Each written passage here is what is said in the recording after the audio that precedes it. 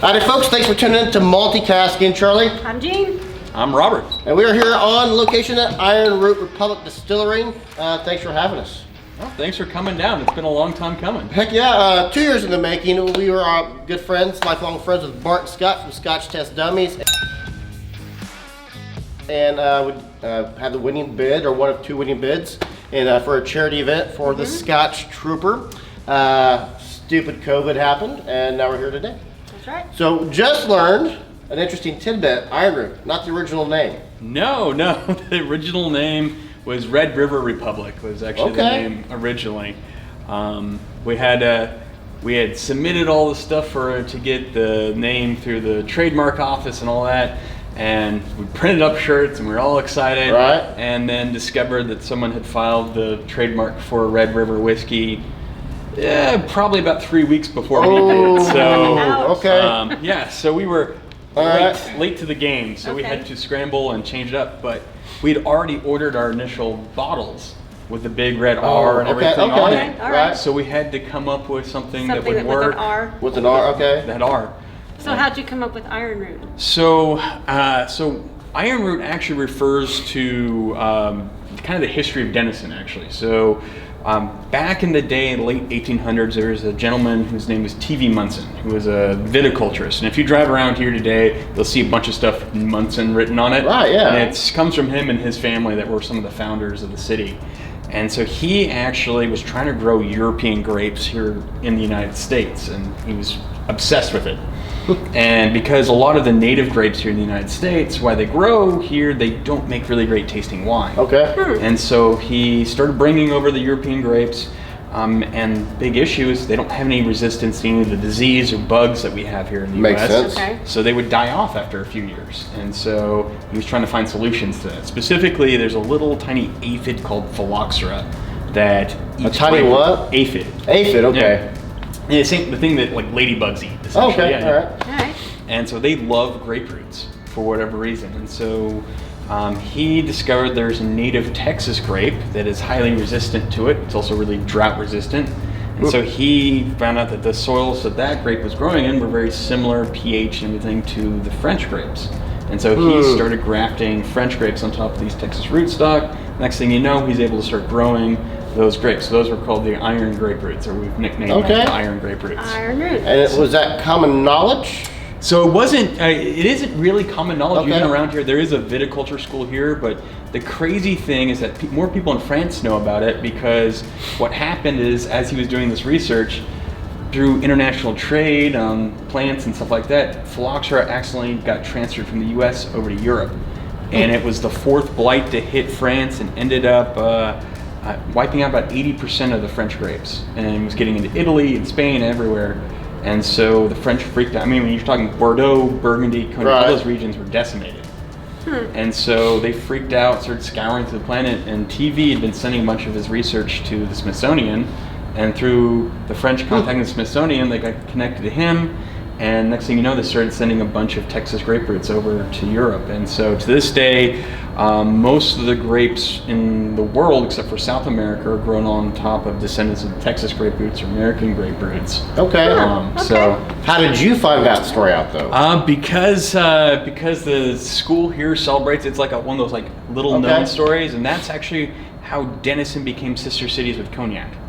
Was actually through that story. So that's Sister Cities? That was that whole thing. And so for us, it ended up working out. For me, I like the name a whole lot better. Oh, yeah, that's unique. Red River is very generic. And the Ironroot really ties in not only the history of the town, but also Jonathan and I are trained by cognac distillers. And so everything we do is based on French methodology. So kind of that cool kind of back history and us being here now kind of really plays well together. So. Nice. Talking about Europe, little birdie tells me, I don't know if it's you or your brother, going with your mom over to London for an event? I am. I'll be, in about 3 weeks, we'll be over in London for the World Whiskey Awards. It's kind of like the Oscars of the whiskey world a little bit, so. That's a big accomplishment. Now, are you defending champ for World's Best Bourbon, or was that 2 years ago? That was 2 years ago. 2 years ago. So we are currently this year defending champ for World's Best Corn Whiskey. So, defending champ. Which we've had 3 times, and we're up for it again. Nice. So, Now, at some point, is it like when you get the Yankees winning too often? Do people start rooting against you just because you keep winning? Oh, and definitely. winning? All right. Now, what's up for this year? Is it the Icarus? Icarus is actually up for this year. Okay. So the last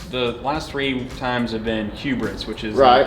non-finished, just our straight normal corn whiskey that Right. we do. That's the 4-year-old, 117 proof purple corn Right. whiskey. And then Icarus obviously is kind of our crazy fun corn whiskey that we do. Mhm. That's the port and peat cast, which actually this was the very last batch to come out of these barrels right here, which was really fun. All right. Nice. Yeah. So you've been doing it for 8 years now, Ironroot Republic Yep. Distillery. What's something, if you could go back in time, you wish you would have done differently if you had it to do over again? Well, I wish we would have gone to different people to develop our chilling system. I think Okay. that's number one, because when we were starting up, we actually ended up crushing our mash tank 3 times because the folks that designed our chilling system Right? didn't take into account the pressure, the head pressure from the chilling system. Whoa. And it was Okay. more than what the mash tun could handle. And so just by hooking the mash tank up to that chilling system that was the way it was originally designed, crushed the tank. Literally crushed the tank. Ow. 3 times. Twice. Well, Twice. twice. I apologize, I'm monopolizing the conversation here. No, that's fine. That's a pretty good Oh, question. okay. This is your very first barrel, is that That correct? is. That barrel's still full of whiskey. It's going on 8 years old now. So Okay. this particular barrel, as you can see, it's got a name on it. It's named after my great great aunt and my niece. Is actually Okay. both their name was Family name? family name. We pronounce it differently for my niece rather than my great aunt because she was Croatian, so it was pronounced a little bit differently. Danica versus Denison. Denisa. Okay. Denisa, All right. okay. Now, this is the first barrel off of virgin still, is that correct? Right. All right, it's a very unique whiskey. And it's the only barrel in here that's 100% yellow corn. Wow, So 100% yellow. that was okay. our Really? very Okay. first attempts just playing around and seeing what the still Alright. would do and how it would operate. So. Now, go ahead. So how did you go from yellow corn, you have like purple corn and Bloody butcher corn. Which is awesome. It's a great name. That's as good as Flint corn. Ironroot. I mean, we've got, oh my goodness. We've got right now aging probably 12 different varieties of corn in here. Nice. And is that just something that you're experimenting with? We have or- like a core lineup that we do. We always experiment with some new ones. So, but what's fun about some of those like kind of crazier ones, sometimes we release those as single barrels, or sometimes we'll do like a special small release that we feature one of those grains in. Like currently the Promethean, that's a small batch Mhm. that we did most recently, had glass gem flint corn in it rather than Whoa. Never heard of the that. Floriani flint. We'll show you up front. Oh, Good, all right. So it's super unique. Again, it has that flint corn character, but it also is really unique compared to even past versions of that particular whiskey. So again, we're always toying around, playing around with stuff. So what happens when you toy around with something and you're like, this sucks, this is bad? Do you just blend it with something else then at that point? I or- mean, we haven't had a whole lot that I would say, oh my God, this is bad. But it's one of those things that sometimes we will set those barrels back. Sometimes we'll, again, find ways to use it. Again, we try not to dump anything. Again, we've never made anything so bad that we had to dump Right. it. But Well, I mean, when you're experimenting, you never know. Like, is this actually going to turn out well, or does it just end up being blended in with something else, and then it becomes something really great? sometimes. I tell you what, there have been things that have not been my favorite that we've done that other people will tell me is their favorite.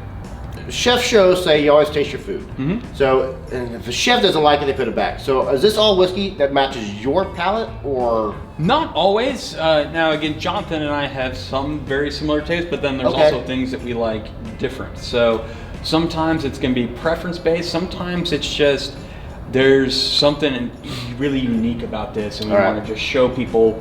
Again, part of what we're doing is trying to showcase what these different corns do, what these different corns taste like, and so one of those things might not be our absolute favorite, but it's something that we think is worth people seeing and tasting, because for some people it will be their favorite thing out there. Right.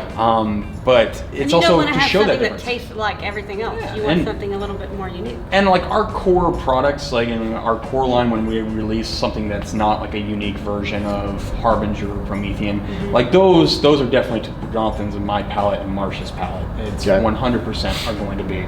Now the one-off things, sometimes it's just, hey, we want to show you compared to this is what this tastes like. And so, as I said, there's nothing that we put out that I've tasted that I wouldn't buy myself. I mean, that's a big thing. But I definitely have favorites, so I'm not gonna Right. lie. I've got Right, favorites. everyone What's your all-time favorite?